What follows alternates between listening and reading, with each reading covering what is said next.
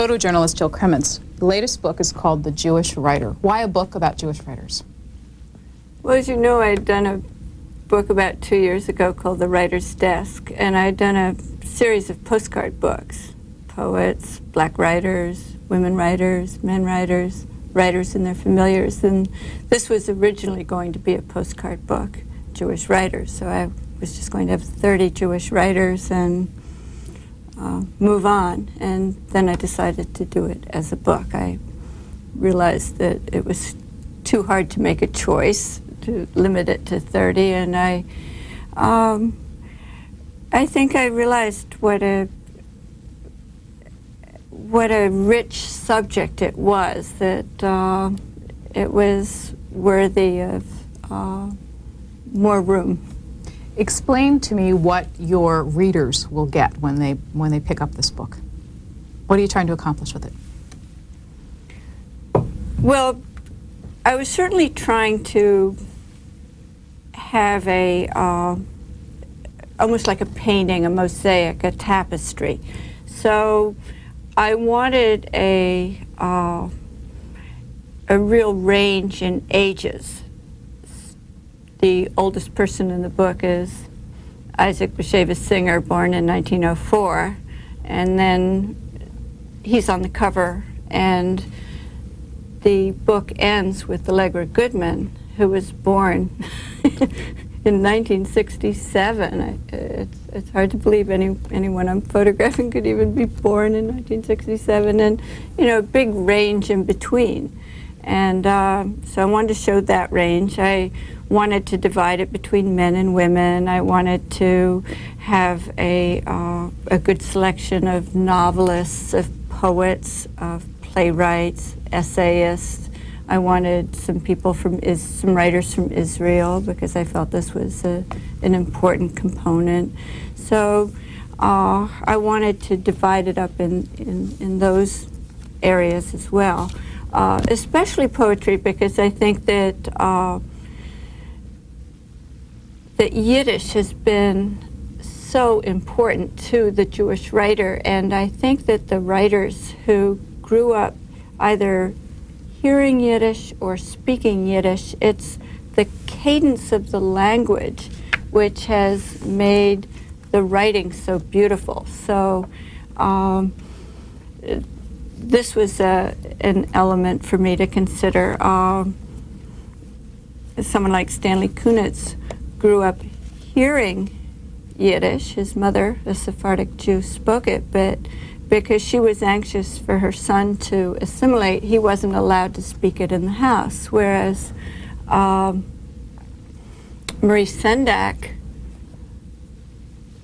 not only heard it spoken around the house, but spoke it as well, and talks in the quote I use in the text I wrote about him, about how when he was illustrating stories for Isaac Singer, it was so amazing for him to hear Yiddish spoken very differently than he had heard it spoken in his own home.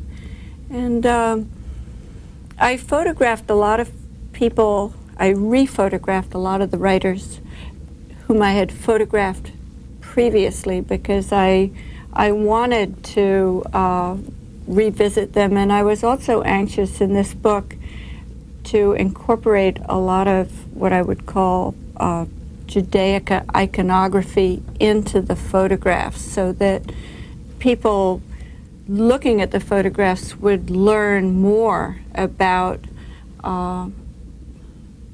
the Jewish religion and how it impacted on the writer's works. How about a few examples of ways in which you worked in the iconographs into the photographs? Give me a few names and I'll show the audience as you're thinking of them.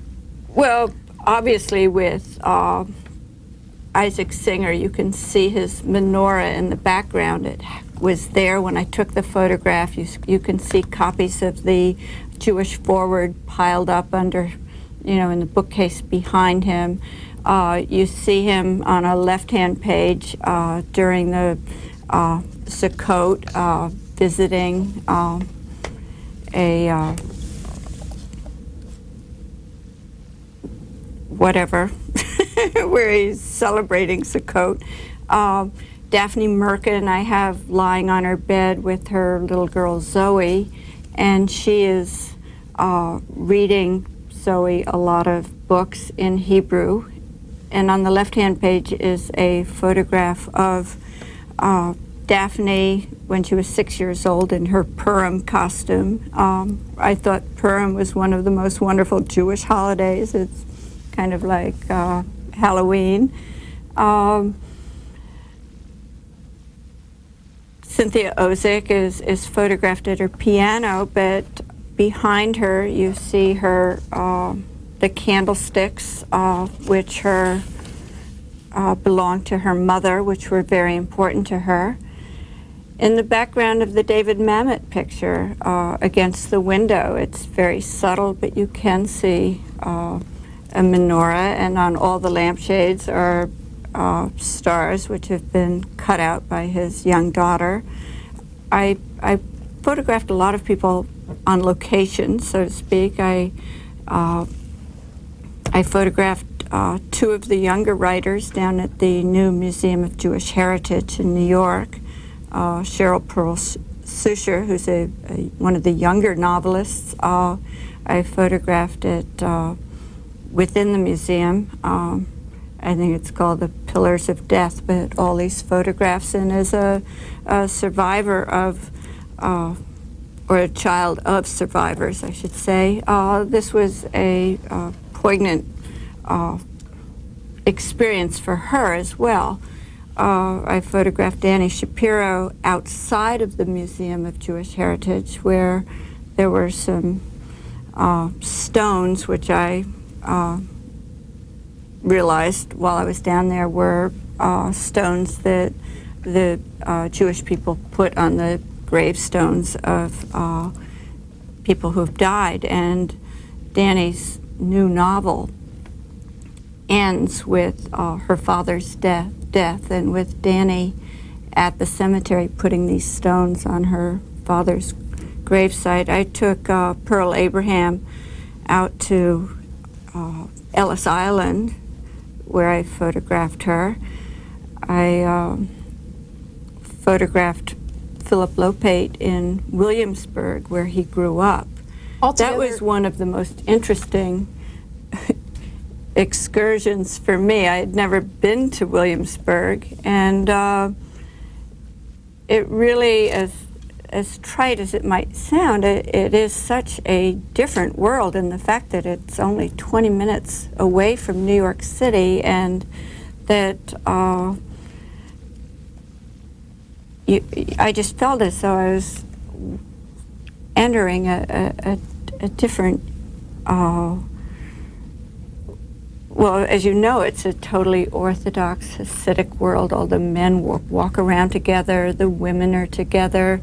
I went on a Friday morning with Philip. The young girls, after they get to 4th grade, they don't even go to school on Fridays because they stay home and help their mothers prepare food. So that was intensely interesting for me. For me, photographing is always a discovery for myself as well. It wouldn't have been as interesting probably if I'd been there 10 times before, because I like to, have the new experience and just the newness of it all, and to see Philip also in that environment. We've gone through a lot of names quickly and not done justice to the photographs, but altogether, how many different people are featured in your book? Well, there's 78 writers. There are 75 spreads of photographs. But in 3 instances, I photographed 2 people together. For example, Lionel and Diana Trilling, they count as 2 people, but it's, one photograph on the right. On the left is actually a photograph. It's a drawing by Hirschfeld, because I was at Hirschfeld's house one night for dinner, and he asked me what I was working on, and I told him this book, and I started talking about the Trillins and how they had met when they were both 21, and they had courted at a speakeasies named Mario. They had been introduced by Clifton Fadiman. And Al Hirschfeld got up and he walked over to his piano and he brought back a book that he had done many, many years ago about speakeasies during that time. And I thought that was so interesting that speakeasies had been such an integral part of the life of the intellectual during that time that I put that in. And if you look closely at the picture, in fact, Hirschfeld's drawing, you can see some Hebrew in the background. And of course, I asked Hirschfeld what it meant, and it's actually, he described it as faux Hebrew. It doesn't mean anything, but I can tell you unequivocally that a lot of the great Jewish scholars who have gone through this book, they all seem to know what it means, and they all have different opinions about it, but it doesn't mean anything. How difficult was it, a decision who not to include? You talked about it being a rich body of work. Did you have lots of names in the first draft that you just eventually couldn't handle all of them? Not in the first draft. I certainly had a long list of people who I either was considering because I already had pictures of them, but then I didn't feel that my pictures were necessarily good enough, the ones that I had, some of the ones that I had, or I felt that I had too many people in that age group or with that particular sensibility.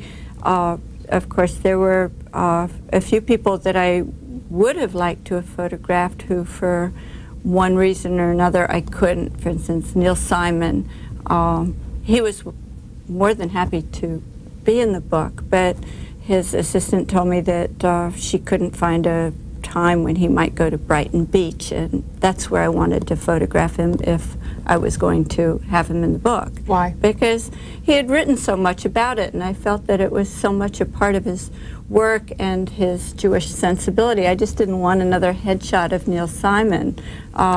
So given the alternative of photographing Tony Kushner on the set of the Dybbuk, I was able to, you know, take a photograph I felt had more relevance to the subject that I was, in fact, doing a book about.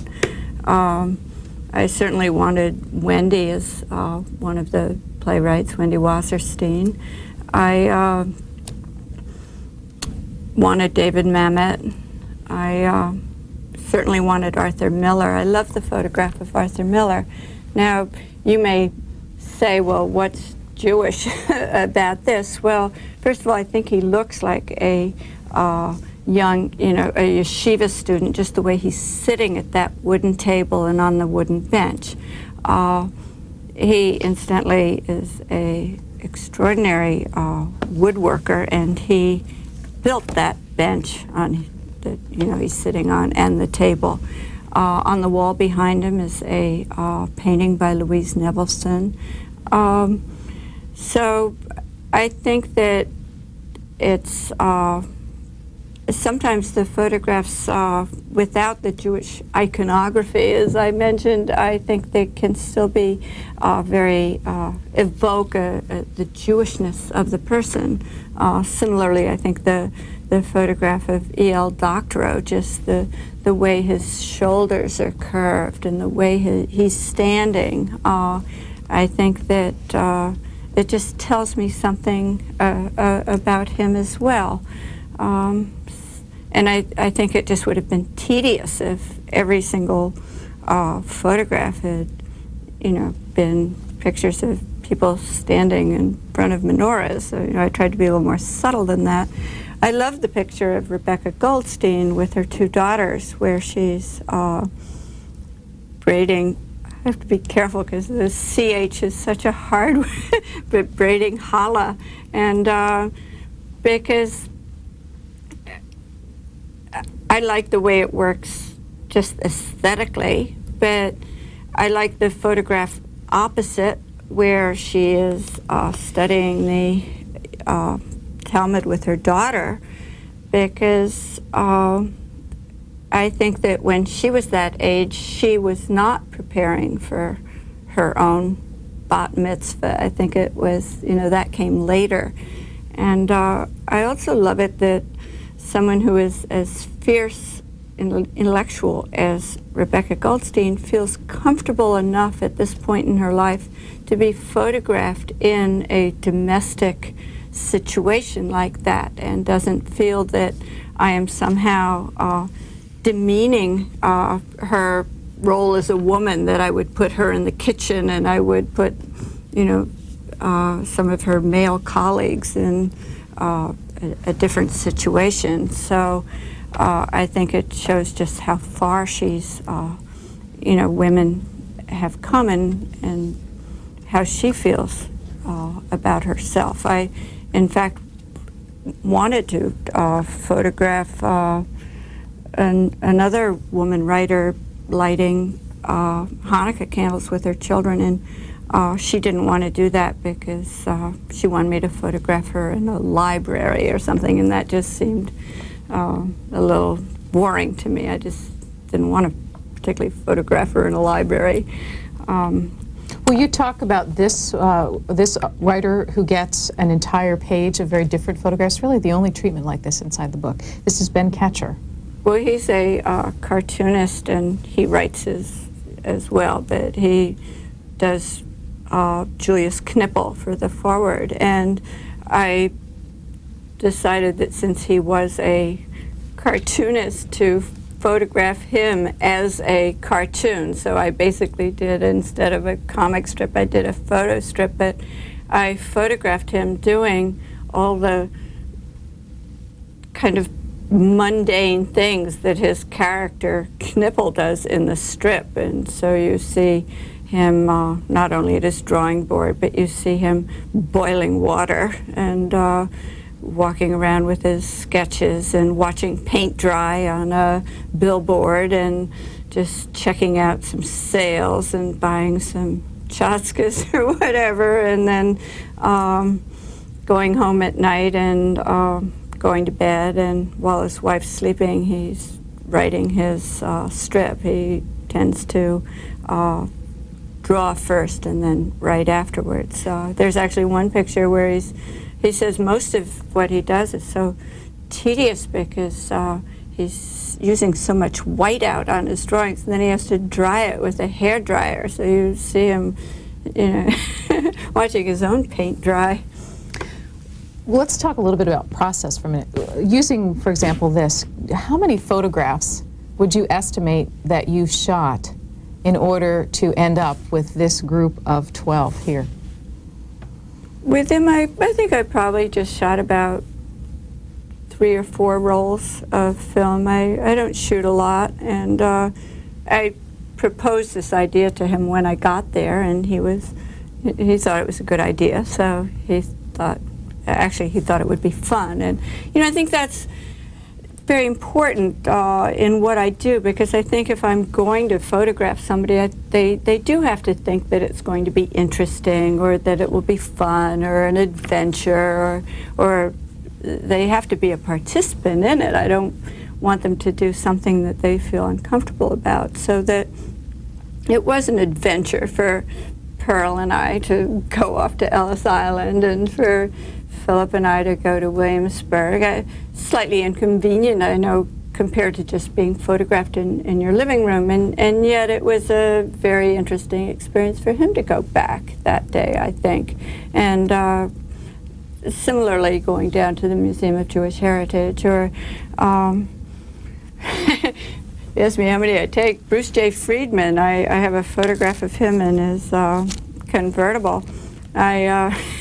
He got off really easy because I took that picture with my little Olympus camera, just this camera that I always have in my pocket that Brian uses. We're just maniacs about this Olympus. And I was in Southampton one weekend out in the Hamptons, just standing on a sidewalk with my husband and with my 16-year-old daughter, and Lily was making some remark to Kurt about what kind of car she thought he should get, and I'm thinking, oh, who is this child or whatever, and then she says, like that, Dad, and I look up and there's Bruce J. Friedman, and he stopped for a light, so I took my camera out and I took one frame, and they went on, and I didn't even know I wasn't working on this book at the time, and he's in a red convertible, and so I took one frame, and I converted to black and white for this picture. So I told him he really did get off pretty easy because he didn't even know he was posing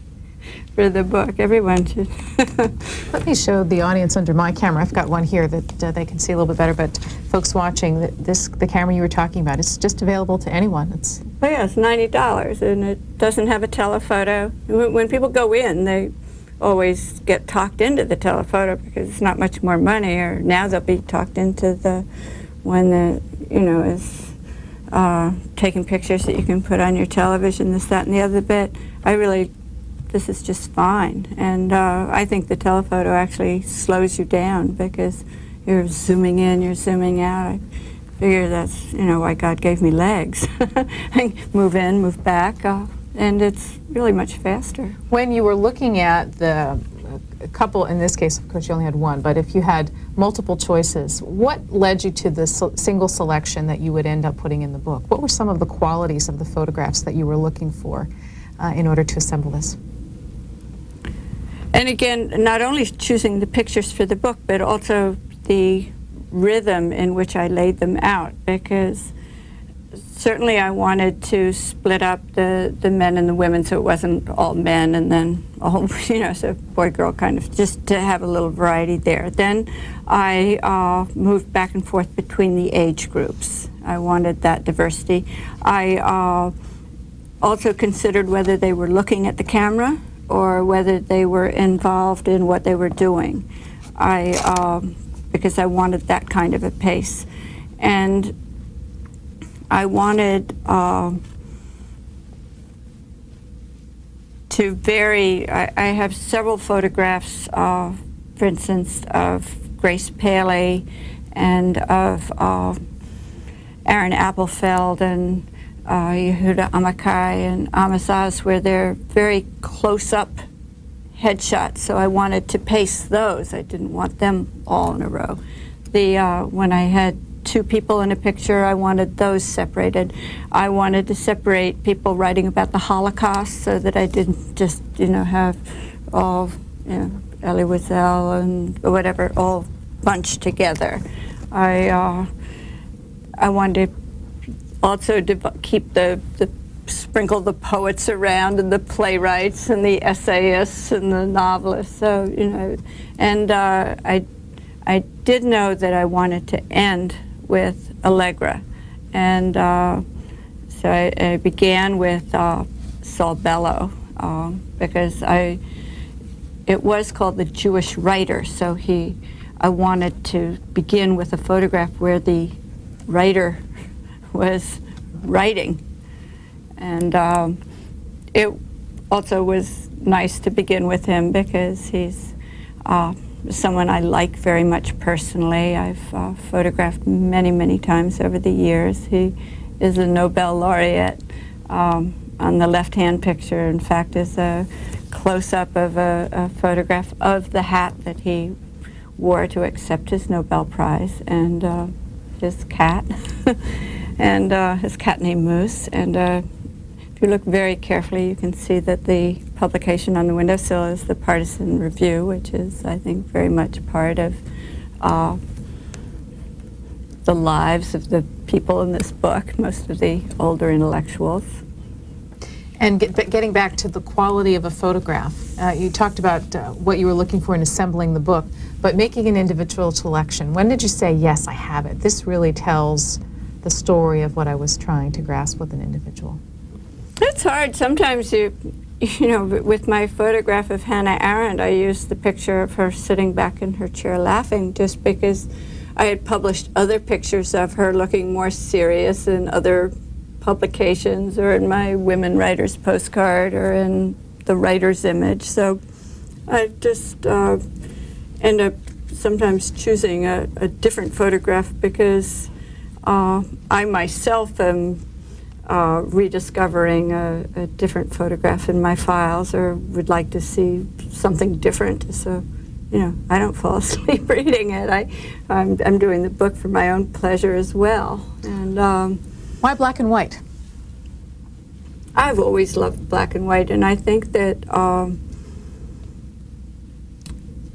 when photographs are in black and white, I think that I am able to translate what I see into a different art form than, because you and I can both look at an object like Bruce J. Friedman in his red car, and we're basically seeing a guy sitting in a red car.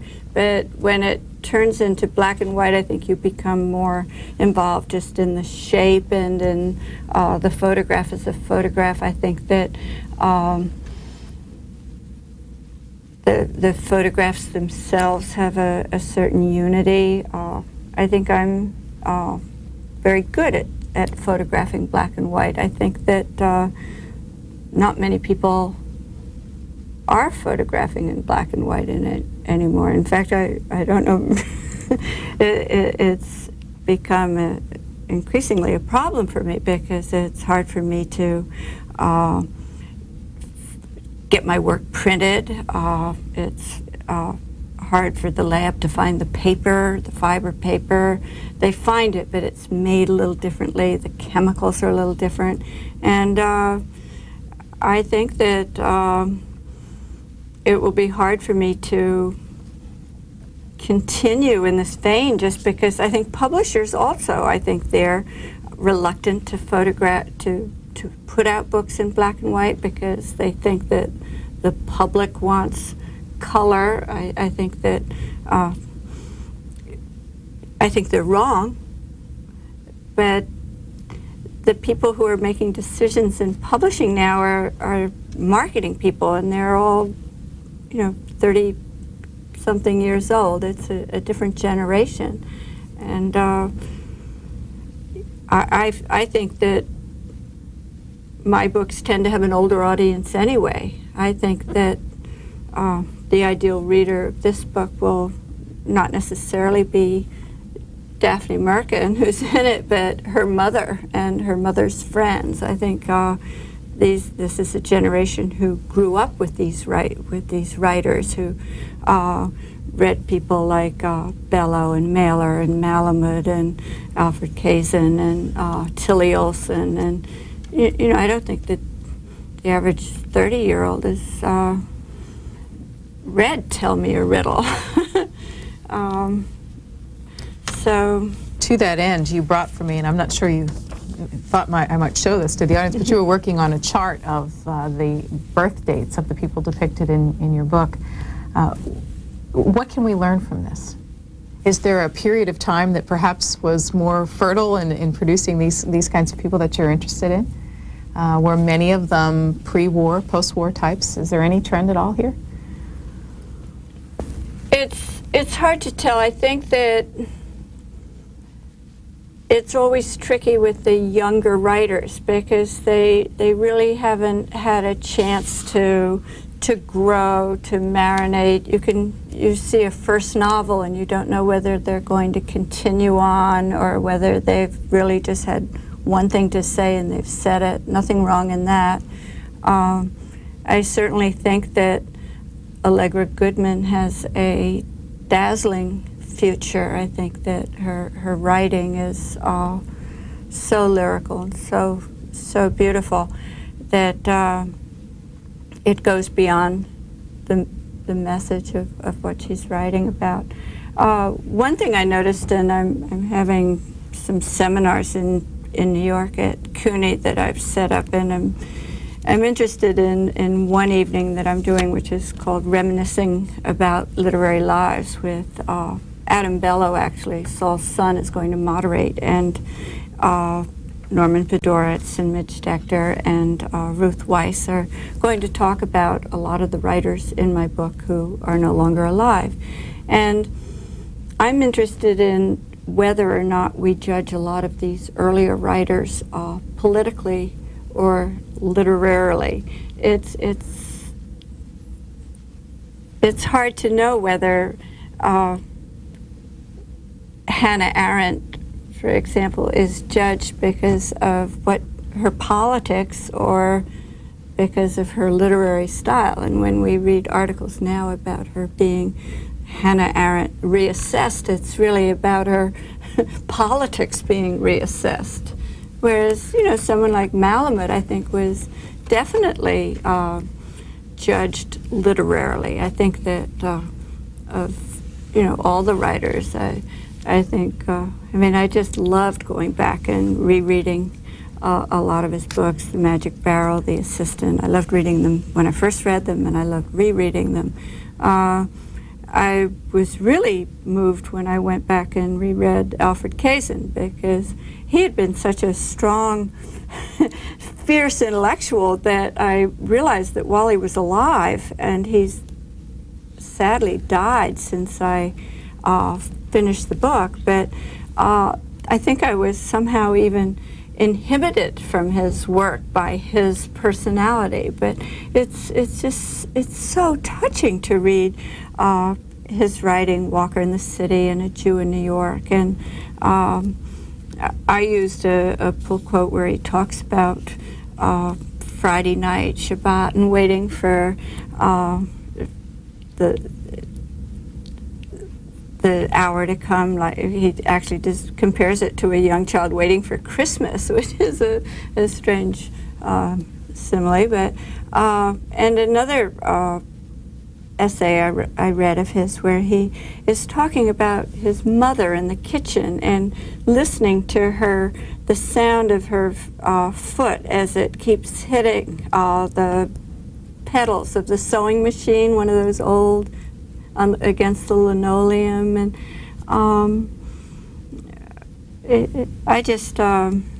I think he's such a wonderful writer. So while you're on that thought, let's spend a minute on the entire premise of the book. You say, and the materials that come along with it say, the Jews are the people of the book. Could you spend a minute philosophically on explaining that aspect of the Jewish culture? Where does the love of the, intellectual pursuits and reading, do you think, come from? I don't know. I guess partly just because the Jews, generally speaking, were so fiercely intellectual and were able to write about their feelings, and certainly about the Holocaust. Again, I think the Yiddish language, but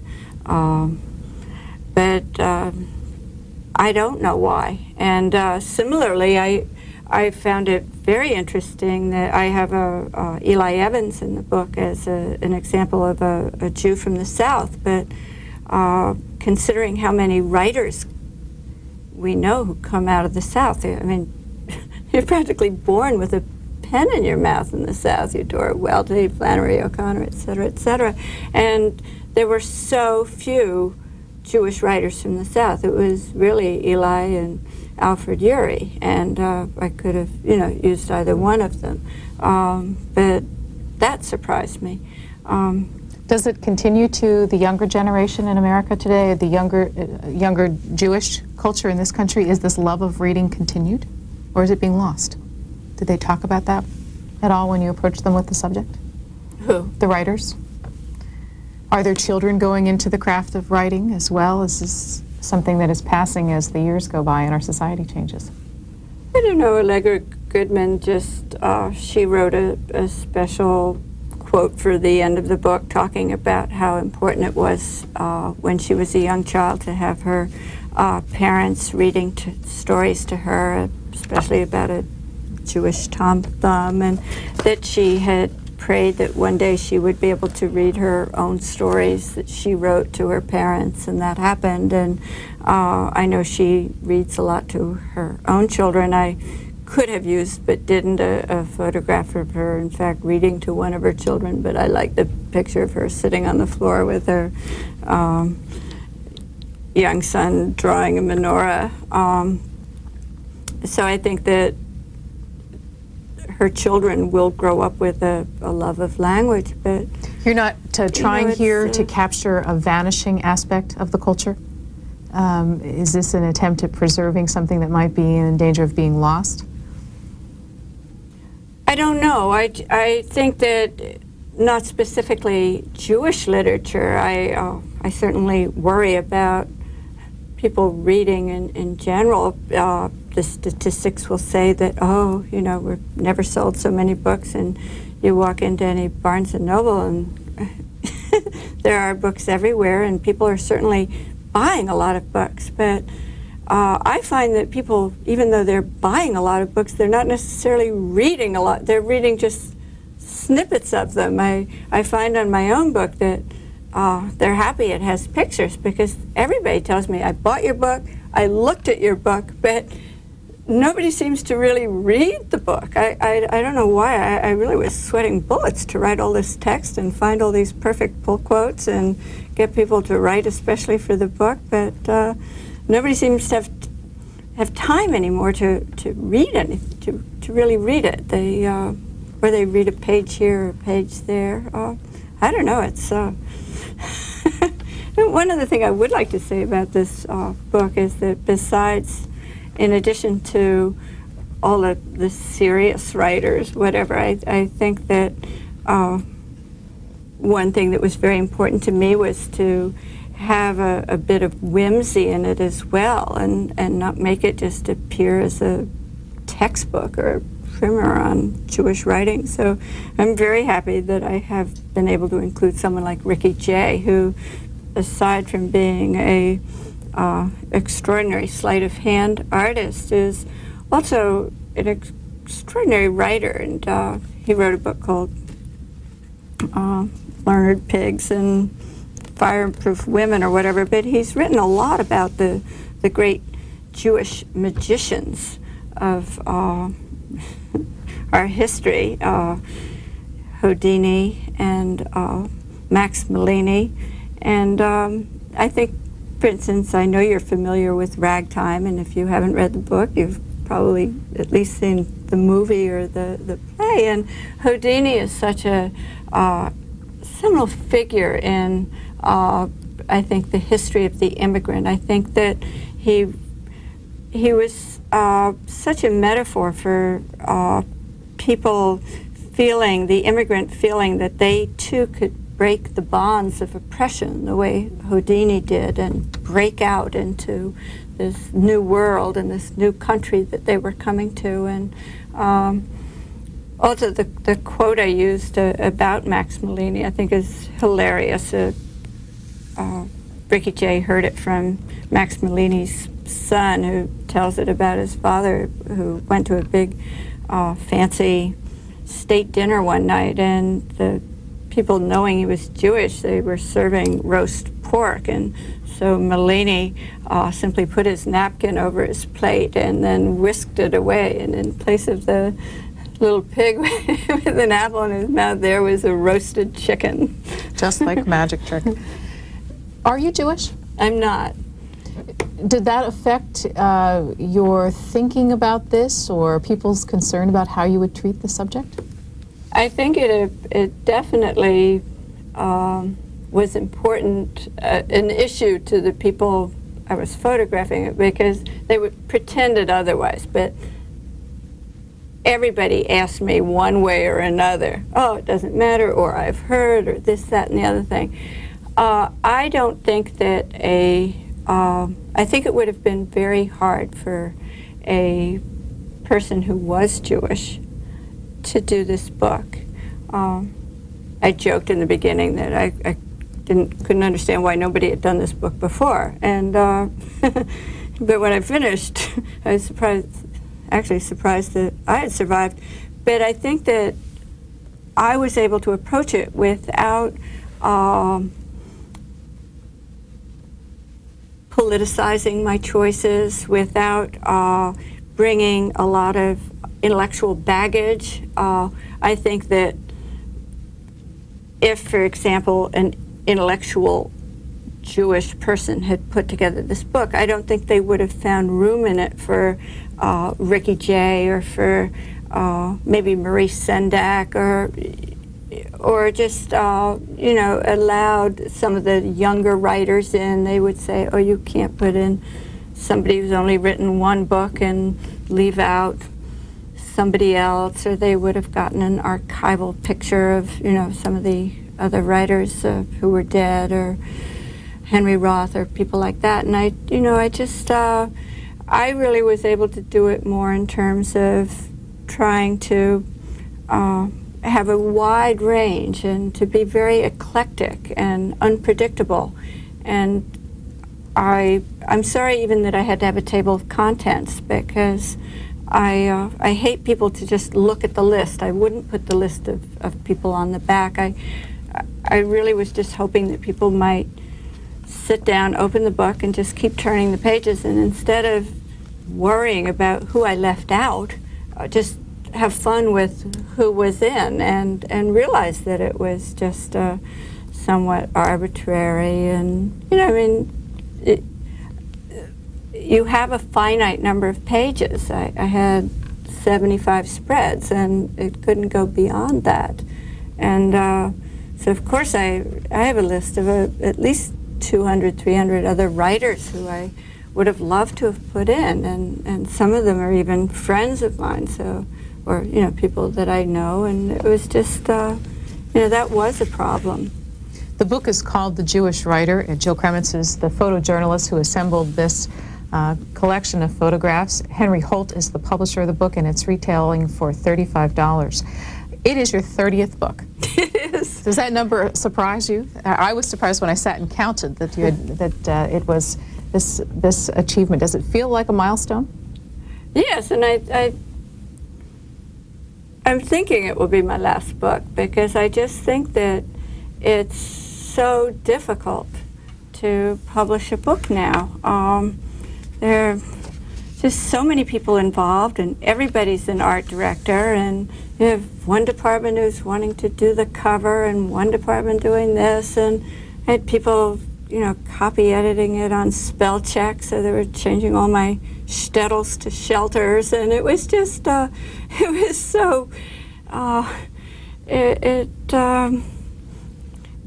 you know, I know I've always worked hard. I don't mind hard work, but it goes beyond a point, and when it becomes so aggravating, and then even when you get the book and trying to get it into the bookstores, and if you don't sell it all in 2 weeks, it's considered a failure. For all the talk about the backlist, you know, forget about the backlist. Their publishers really want to know what they're going to sell the first week the book is out, and sending you on tour, and you know, if they do, you end up wondering which is worse, going out on tour and living out of a suitcase for 3 weeks, or not going on tour at all, or not, and then you don't get any advertising, and then nobody knows about the book. So, you know, it's a tricky situation, and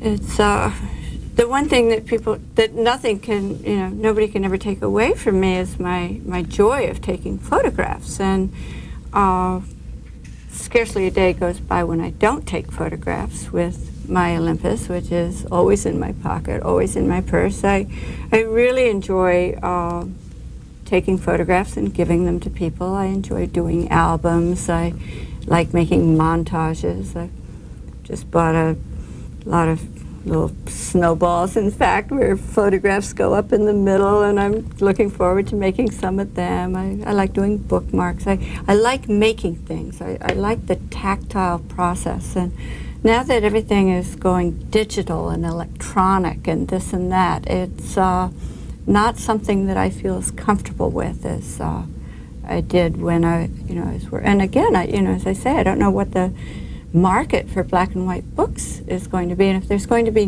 no market, then you really have to wonder why do it. I'd rather just make one book for someone I care about and have them enjoy it. It's who knows? It's a crossroads time, it sounds like, for you. Let me ask about a photograph you decided to end the book with, and that's one of yourself in 1971. Yes, with Mr. Malamud. It was taken by his son, and I just thought that since throughout the book I had I had so many photographs of sort of before and after kind of photographs. For example, the picture of Anne Roiphe and her two daughters that I took in 1972, and then I re-photographed her in 1997, so I had a 26-year span on essentially the same photograph. I thought it would be fun to have the picture of me with Malamud with my glasses and just what I looked like then. Hard to believe myself. Velvet Plain, I photographed her for this book, and she said, well, dear, I don't know why you'd want a photograph of yourself with glasses. And but I didn't care. You know, I guess you reach an age where you go beyond being vain or whatever. I had a also it's a day that just, you know, was very evocative of pleasant memories, and I had a wonderful time with him, and I've continued to be in touch with his widow, Anne Malamud, now, and his daughter, Jana. And as I say, I think he's just such a wonderful writer. I guess I'm very proud to be in a picture with him. Would you spend a minute talking about the seminars, the series of seminars, because you've organized these at the same time the book is coming out. What are they all about? The book had been the process of working on the book and reading all the books, and just I like just seeing the way pieces fit together. So I thought it would be interesting for other people to actually listen to hear some of these writers talking about their work. So the first night, they're going to be Tuesday evenings at CUNY. I think they begin January 10th. And I'm looking at a list of ones from October. Is this another one that you had as well? Yes, So there's been several series of them. Well, it's at a new place now. There were problems with the other place. But they're at CUNY, which is the Graduate Center in New York, the graduate school. It's on 42nd Street.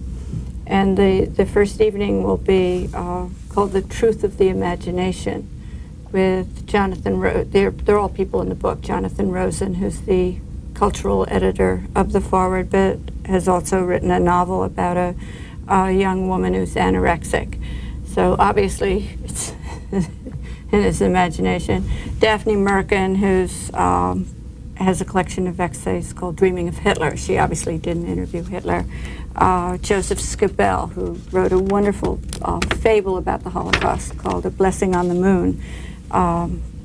He's flying in from Texas. And Bill Styron, who's not in my book, but of course wrote Sophie's Choice, and to really talk about, you know, a lot of Jewish people feel very preemptive about those subjects, and yet I think that Sophie's Choice is such a wonderful book, and a lot of people are, you know, take exception with Styron for even writing about Nat Turner. So, you know, I think it's an interesting issue, an interesting area of discussion. The second evening is called Was Shakespeare's Grandmother Jewish? And that's Tony Kushner and Wendy Wasserstein, moderated by Andre Bishop. And so I think that will be, you know, it's got a funny title, but I think they have a lot of, you know, to say about a serious subject. And have you done anything like this before, where you've organized writers' conferences and doing it at the same time when you've got a book coming out? No, I've certainly enjoyed having writers meet one another, and just because I, you know, felt that there would be a real connection. In fact, when I photographed Allegra Goodman, I had her drive me over to Gish Jen's house. Well, Gish obviously isn't in my book, but they've turned out to be very close friends since they both live in Cambridge. And Tony Kushner got together with David Kurtzer in this book. Now, David Kurtzer wrote a book called, which is really one of my favorite books that I read in conjunction with this, called The Kidnapping of Edgardo Mataro, about a 6-year-old Jewish boy who was taken away from his family by the Inquisitor because it was discovered that a teenage servant had baptized him a Catholic. Now, this past summer, I went to Bologna because David and his wife were there, and I brought my daughter, and it was such a thrill for me to walk through the streets of Bologna and to have David actually show me the Inquisitor's palace where they had brought this nursemaid to question. And again, it was so much fun to sort of help put him in touch because Tony Kushner, who happened to send me an email just after he coincidentally read this book, saying he had read it and he just loved it, and I might want to consider putting him in the Jewish Writers. So I was very proud to be able to say, well, actually, I photographed him 6 months ago, and here's his address. So I enjoy. I just don't do the book to do the book. I get so engaged in it that the real reason to do a book is to share what you learn with other people. So I'm just as happy to do it in a seminar. I think the same way you doing a TV show. You read a book and you think, oh God, this is wonderful. I want to share this with my viewers. So I just think if you're doing what you do with some passion, that it's all part of the same thing. It's just a lot of phone calls setting up a seminar. We have about 5 minutes left. Let me spend some of those learning a little bit more about you. When did you take your first photograph? Do you remember? Well, I took some pictures when I went away to camp when I was 9, but way back then, people didn't think about being photographers. I had never read about or heard about being a photographer. I started taking pictures when I was 21, when I went off on a trip around the world, and I traded my sewing machine to a colleague in the office where I was working at Glamour magazine for her Kodak camera that had 3 settings. It was, I think, portrait, group, and scene. And I think I took 12 pictures on a roll, and I brought them back, and I had them blown up. And I started working at Show magazine. Henry Wolf is the art director, and started taking pictures a lot. And somebody gave me a Nikon for my 21st birthday, and I guess from there I never looked back. I photographed a lot of the writers at Show while I was there, just for their book jackets, and I photographed their children in return for their paying for the film and processing. I think if I ever wrote a book about my life as a photographer, I would probably call it I don't know, I'm always torn between breaking even and walking backwards because I'm still just happy if I'm breaking even on a shoot, which is pathetic. And I do spend a lot of time walking backwards. And so in 1964, I was hired by the New York Herald Tribune as a staff photographer and was their first woman photographer. I was actually the first woman hired by any New York newspaper since really they had 1 or 2 women who went off and took some pictures during World War II because the men were off fighting, but I was the first woman in New York working for a newspaper. And that was a wonderful experience because it really taught me to think on my feet and to